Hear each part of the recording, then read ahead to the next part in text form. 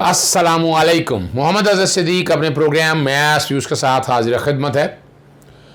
Issues बहुत से होते हैं, सेलेक्ट करना होते हैं और मकसद है कि आप तक ताज़ा तरीन और असल हक़ाइक़ आप तक आ जाएँ। जनाब कासिम अली ख़ान साहब chief justice Lahore high court के दौर में ट्रांसफ़र, पोस्टिंग, जजेस के हवाले से आप सारे मामलात देखते रहे हैं। जिस तरह नैब की अदालतों के हवाले से जजेस तब्दील किए गए, बड़े सवालिया निशान हैं। Rana Sanaullah anti narcotic force के हवाले से आया तो मौजूदा चीफ जस्टिस जनाब जस्टिस मोहम्मद अमीर भट्टी साहब ने मेरिट पे इस वक्त जो मेरी इतला हैं बहुत ट्रांसफ़र्स की हैं और वो खाड़ पिछाड़ इस हवाले से किया कि सिस्टम बेहतरी की तरफ चला जाए। सुप्रीम कोर्ट बड़ा क्लोजली इन चीज़ों को मॉनिटर कर रही है कि जो लोगों के तहफ़्फ़ुज़ात हैं अदलिया के बारे में वो दूर हो सके। और 53 डिस्ट्रिक्ट एंड सेशन जजेस के तबादलों के अहकामात जारी कर दिया गया। हबीबुल्लाह आमिर बहुत इंटेलिजेंट, ऑनेस्ट और डेडिकेटेड आदमी है, इन्हें सेशन जज लाहौर तैनात कर दिया गया। कैसर नज़ीर भट्ट साहब सेशन जज लाहौर थे, उन्हें सेशन जज कसूर तैनात कर दिया गया है। और पंजाब की जो ज़िले अदलिया है ना इसमें और एक्स कैडर कोर्ट्स में बड़े पैमाने पर तबादले किए गए हैं। और इरफान सईद हैं, उन्होंने बाकायदा registrar Lahore high court, very honest competent man, उन्होंने बाकायदा नोटिफिकेशन जारी किया है। लाहौर में डिस्ट्रिक्ट सेशन जज जो थे वो सजाद हुसैन सिंदड़ थे और तकरीबन ये 24 अदला के जो है ना डिस्ट्रिक्ट एंड सेशन जज के रिपोर्ट करने की हदायत की गई है। में मुल्तान है, रावलपिंडी है, फैसलाबाद है, अटक है, गुजरांवाला है, गुजरात है, जंग, जेलम, डेरा गाजी खान, लोधरा, इन तमाम के ये डिस्ट्रिक्ट एंड सेशन जजेस हैं। और इन्हीं में से तैनाती का तकर्रर जो कि थे जनाब शाहज़ब सईद जो है ना वो director general judicial academy and case management Lahore high court तैनात कर दिया गया। उम्मीद है कि केस मैनेजमेंट को हालात बेहतर हो जाएं, वरना मैं तो लगा हूँ, मैं तो नैब में भी गया हूँ, हाई कोर्ट के केस मैनेजमेंट सिस्टम के हवाले से मैं नैब के भी गया हूँ। उसमें कुछ जनाब जस्टिस मोहम्मद अमीर भट्टी साहब ने इनकलाबी कुछ इकदाम किए हैं और वो बड़ा क्लियर हैं कि इस सिस्टम को ठीक करके रहना जो अभी तक ठीक हो नहीं सका है। और उस पर तफसीलात मैं अलहदा आपके साथ प्रोग्राम में मैं डिस्कस करूँगा कि जिसमें मैं तफसीलात बड़ी तफसील से बताऊँगा कि क्या क्या इनकलाबी इकदाम जो हैं जो मौजूदा चीफ जस्टिस ले रहे हैं। बैकग्राउंड पे वो तबादलों के लिस्ट 4 सफ़ों पे है, मैं कोशिश करूँगा कि बैकग्राउंड पे चल जाए।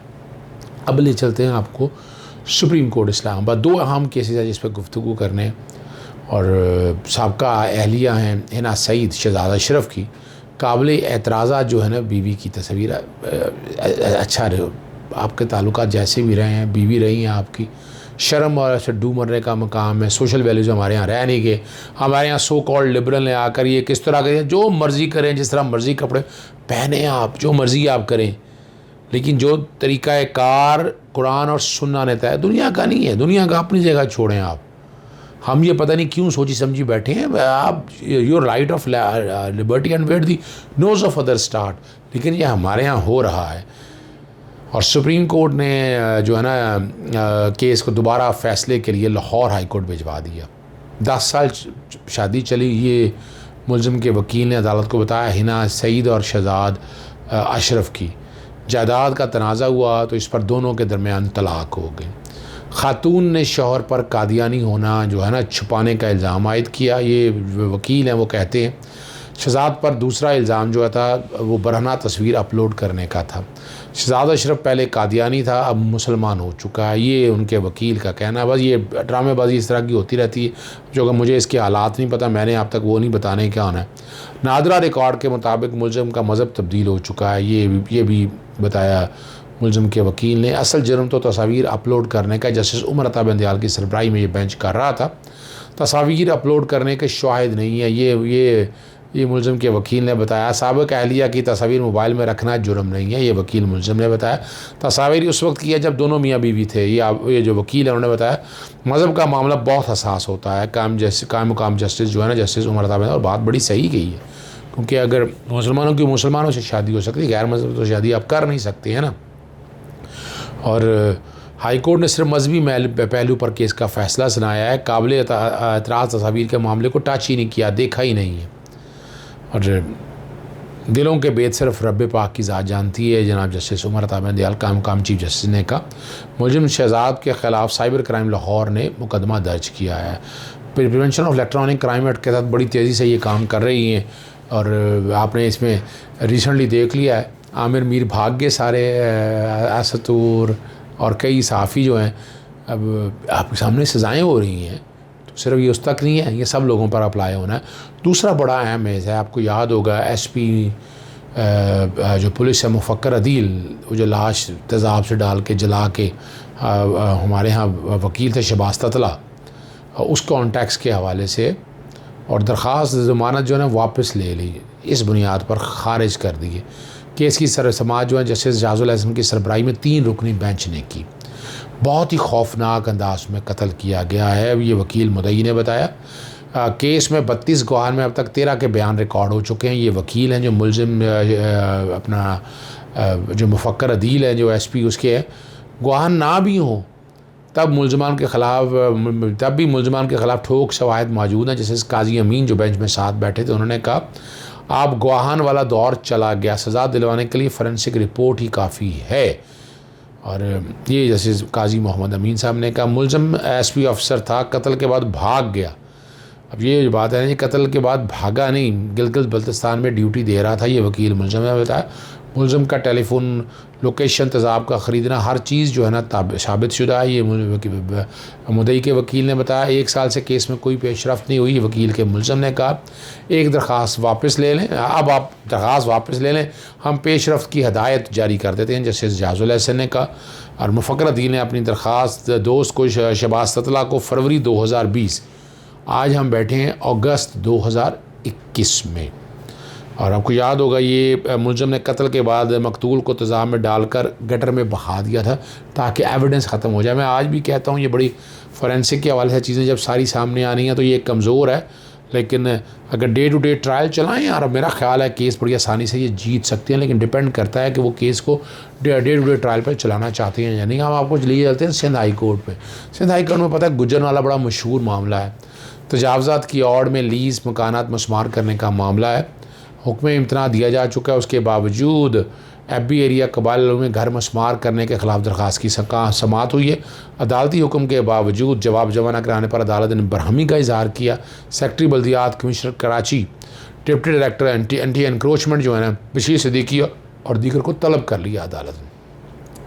अदालत ने डायरेक्टर जनरल में कराची में सिस्टम लहदा है, वो सेंट्रल ने तला सलीम, मसरूर इकबाल, कमरान अलवी और दीगर को भी तलब किया है। अदालत ने सेक्रेटरी बल्दियात commissioner Karachi, director KMC encroachment और दीगर को भी दोबारा जो है ना तौहीन अदालत के नोटिस जारी कर दिए। अदालत ने पूछा है कि हुक्म इम्तना दिया था तो दोबारा आप गिरा क्यों रहे हैं, मस्मार क्यों कह रहे हैं। जस्टिस अरशद हुसैन खान ने पूछा अदालती हुक्म अदूली समझ से बालातर है, ये उन्होंने कहा। अदालत नाले पर ऑपरेशन के मामले पर वफाकी हुकूमत के रवैये पर भी इज़हार नाराज़गी है।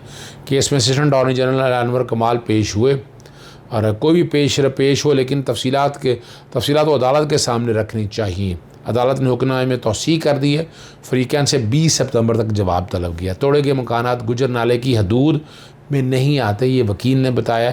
सुप्रीम कोर्ट ने सिर्फ तजावज़ात के ख़ात्मे का हुक्म दिया था, ये उनके वकील का बताना है। और सर्वे ऑफ पाकिस्तान से क्लियर होने वाले मकानात को भी मस्मार कर दिया गया। गरीबों की छत छीनी जा रही है, ये सारी जो बातें हैं ना ये अदालत के सामने रखी हैं। अब अदालत ने इसकी समाअत 20 सितंबर तक मुलतवी कर दी है। आगे चलते हैं सिंध हाई कोर्ट में ही। आपको पता होगा निसार मोराई, बड़ा मशहूर नाम आपने सुना होगा, साबिक chairman fisherman cooperative society Nisar mori और दीगर के ख़िलाफ़ सज़ा के ख़िलाफ़ अपीलों की समाअत हुई है। 4 साल से निसार मोराई जो है वो जेल में है। निसार मोराई की मजबूरी तौर पर ट्रायल कोर्ट ने 11 साल की सज़ा सुनाई है। फैसले वक्त ट्रायल कोर्ट ने कानूनी नुकात को मद्देनज़र नहीं रखा और दलाइल जारी रखने की कहा हुक्म दिया है और 8 सितंबर तक समाअत मुलतवी कर दिया। आपको याद होगा कि जो है ना निसार मोराई ने गैर कानूनी भर्तियाँ करके कौमी ख़जाने को नुकसान पहुँचाया था। अदालत ने जुर्म साबित होने पर साबिक chairman fisherman cooperative society Nisar Murai को, ये भी आपको पता जरदारी के बहुत करीब लोग हैं। और शरीक मुलजमान जो है ना vice chairman fisherman cooperative housing society Sultan Qamar Siddiqui को 7 साल सज़ा आई थी, और शरीक मुलजमान बाकी जो है उनको भी 7-7 साल की अदालत ने सज़ा सुनाई थी। ये हम सिंध हाई कोर्ट में ही हैं, और सिंध हाई कोर्ट में ओमनी ग्रुप के ख़िलाफ़ नैब की तहकीकात के हवाले से मामला आपको पता है। ख्वाजा अनवर मजीद अब्दुल मनी मुस्तफ़ा जुल्करनैन बाकी को 3 सितंबर के लिए नैब ने तलब कर लिया, और तीनों को तलबी के नोटिस जारी कर दिए हैं। ओमनी के फ्रंटमैन कंपनियों पर कर्ज फ्रॉड केस में तलब किया गया, और ज़मानत कबल अज़ गिरफ़्तारी की दरख्वास्तें दायर कर दी हैं इन्होंने, और नैब की जानिब से नोटिस मौसूल हुआ है। नैब के हाथों गिरफ़्तार होने का ख़दशा, इसलिए ज़मानत मंजूर कर ली जाए। एक मैं सुप्रीम कोर्ट वाला मामला आपके सामने भूल गया, खुसरो बख्तियार के अगेंस्ट है आमदन से ज़ायद साजियात केस में काम करने से रोकने के वाले, पता नहीं हम काम रोकने से कैसे कर सकते हैं, जब तक सज़ा हो ना तब तक नहीं रोका जा सकता। जल्द समाअत के लिए दरख्वास्त मुकर्रर कर दी है, और कहा है कि 6 सितंबर से जो शुरू होने वाला हफ़्ता है उसमें दरख्वास्त मुकर्रर किया जाए। और दरख्वास्त गुजार ने 100 अरब से ज़ायद असासे छुपाए हैं, और इसलिए काम कर से रोकने का इस्तदा की गई है। बहरहाल जी आपके सामने मैंने रख दी हैं पोजीशन, सारी कोर्ट की सारी चीज़ें आपके सामने रख दी हैं। कोशिश करते हैं मैं जिन चीज़ें भी आपके सामने आ जाएं। मैं प्रोग्राम शॉर्ट करने का बार बार कह रहा हूँ, सजेशन में मांग रहा हूँ कि 3 की बजाय 2 प्रोग्राम जो हैं रोज़ाना की बुनियाद पर की जाए। सजेशंस का इंतज़ार रहेगा। इजाज़त दीजिएगा। अस्सलामु अलैकुम। अल्लाह हाफ़िज़। पाकिस्तान ज़िंदाबाद।